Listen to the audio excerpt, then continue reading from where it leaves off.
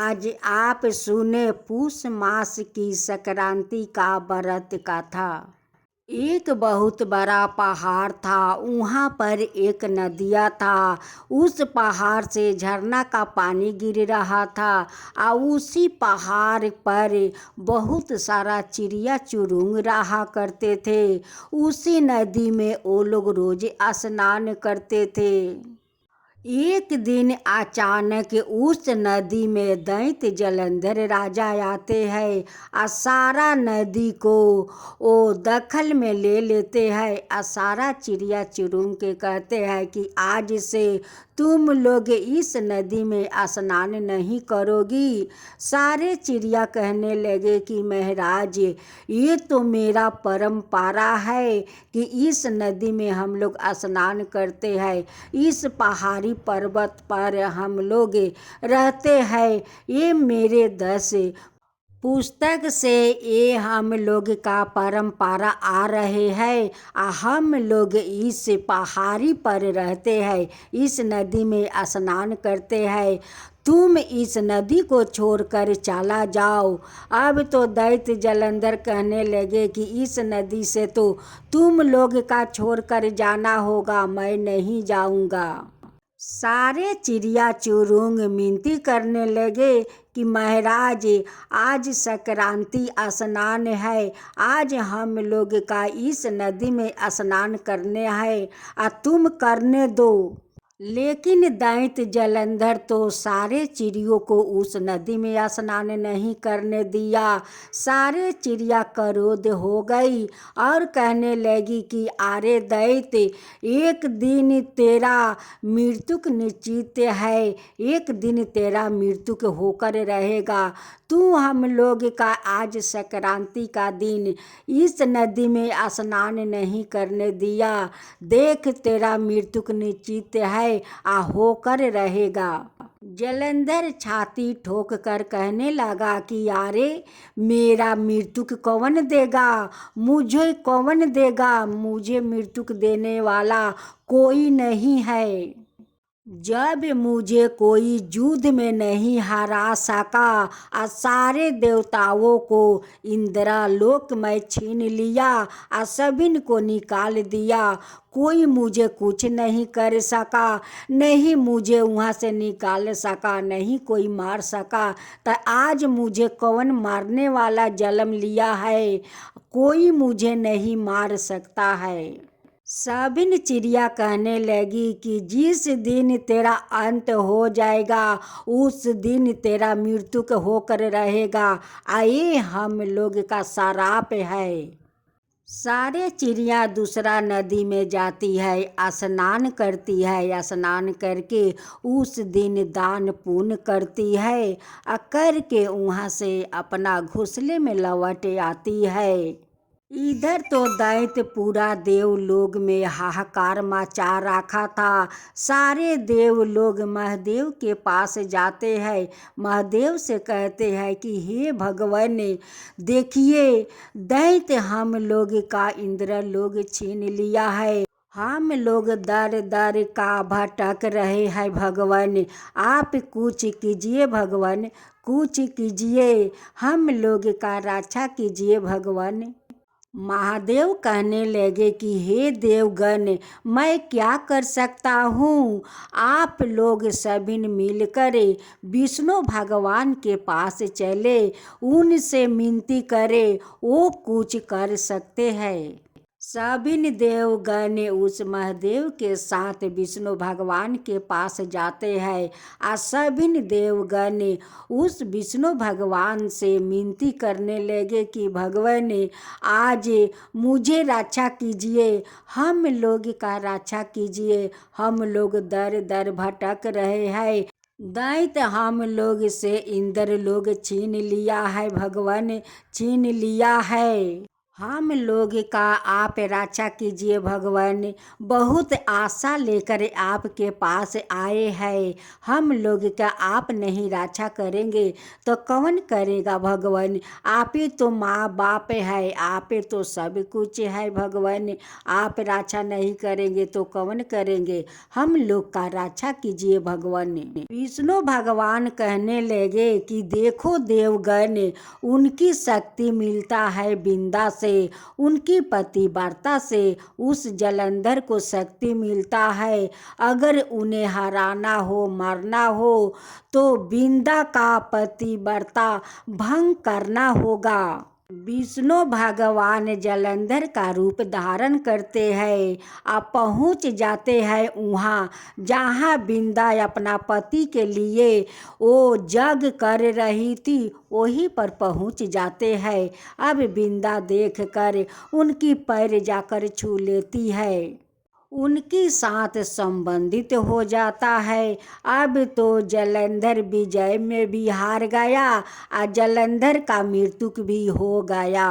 भगवान वहाँ पर दो असुर को तैयार किया, एक असुर को धर दिया और एक असुर का सर दिया और दोनों असुर जाकर उस बिंदा के पास गए। जब बिंदा देखती है अपना पति को सर अवरधर, तब बिंदा उस भेष रूपी विष्णु भगवान को पहचान जाती है और कहती है कि भगवान, आपको मैं पूजा करती हूँ, सेवा करती हूँ।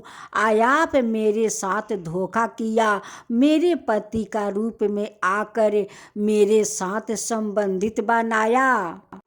आपको मैं श्रद्धा भक्ति से अगर पूजा करती हूँ तो आप मेरा पति को जीवित कर दो। अब तो विष्णु भगवान जलंधर को जीवित कर देते हैं। अब बिंदा आप रूपी जल कर भस्म हो जाती है। जहाँ बिंदा का राख था वहीं पर एक पौधा उठा था। विष्णु भगवान देखकर उस पौधा को नाम तुलसी देते हैं और कहते हैं कि हे तुलसी, तुम तो लक्ष्मी से ज़्यादा मेरी प्रिया हो, तुम्हें बिना मैं अधूरी रहूँगी। अगर तुम होगी तो मेरा भोग लगेगा, तुम नहीं होगी तो मेरा भोग नहीं लगेगा। मैं कभी स्वीकार नहीं करूँगा, जब तुम होगी तभी मैं अपना भोग को स्वीकार करूँगा।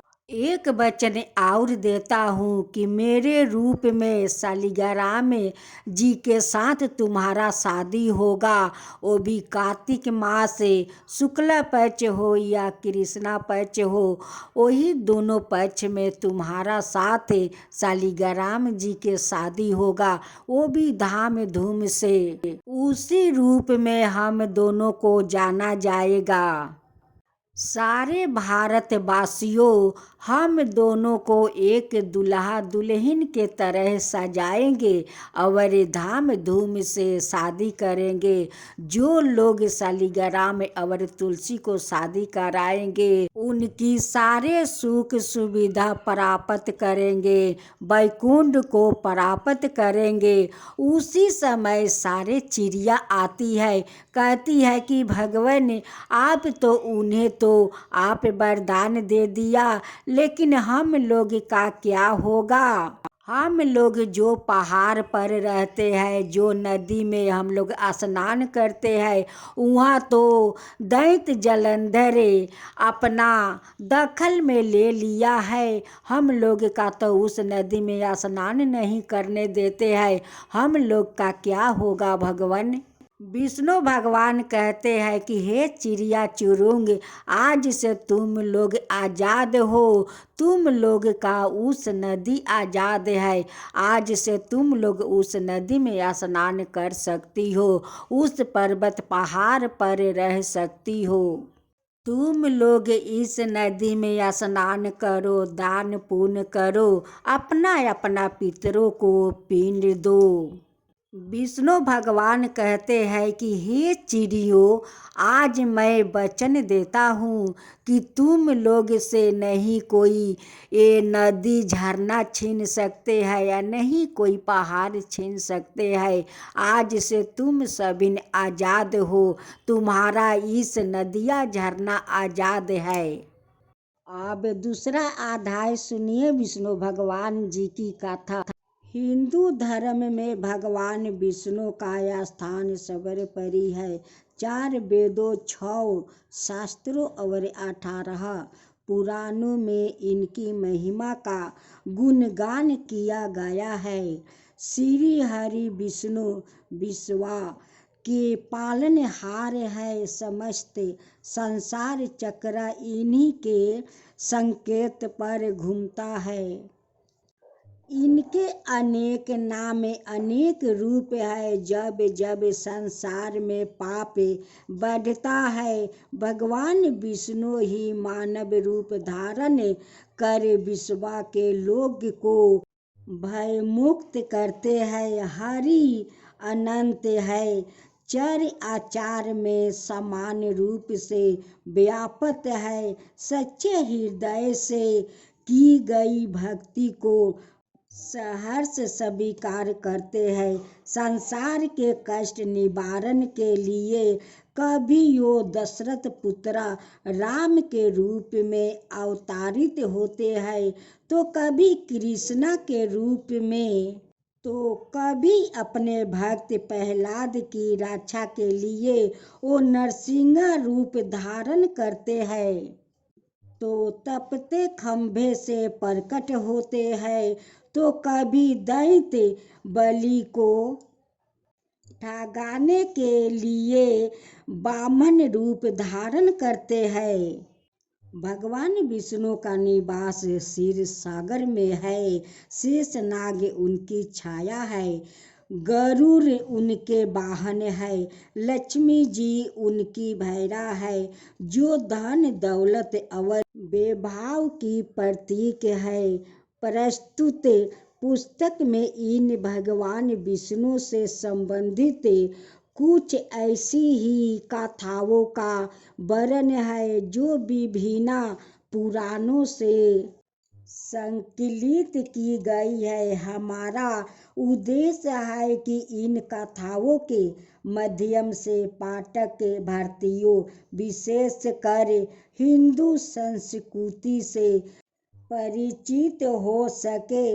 मुझे विश्वास है कि यह पुस्तक उन सभी पाठकों के लिए रोचक सिद्ध होगी जो धर्म में आस्था रखते हैं। यह कुछ नवीनता जानने को उत्सुक रहते हैं। विष्णु भगवान तो सबका उद्धारण है, वो तो रक्षक है, सबका कल्याण करते हैं। विष्णु भगवान में तो सारा भगवान का रूप है।